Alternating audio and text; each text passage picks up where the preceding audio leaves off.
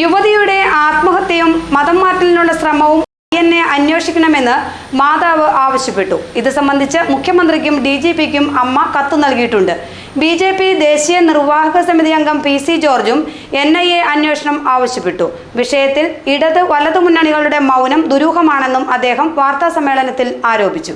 ഒരു പാവപ്പെട്ട പെൺകുട്ടിയെ പിടിച്ചുകൊണ്ടുപോയി ബലമായിട്ട് മുസ്ലിമാക്കാൻ നോക്കുക, മതം മാറ്റാൻ ശ്രമിക്കുക.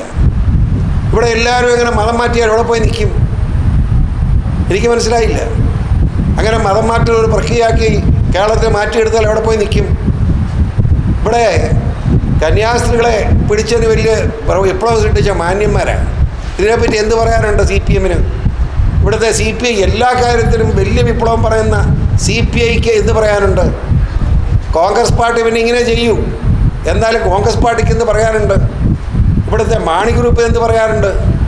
ഈ കേരള കോൺഗ്രസ് എന്ത് പറയാറുണ്ടെന്നൊക്കെ നിങ്ങൾ ചോദിക്കണം എന്നാണ് ഞങ്ങളുടെ അഭ്യർത്ഥന.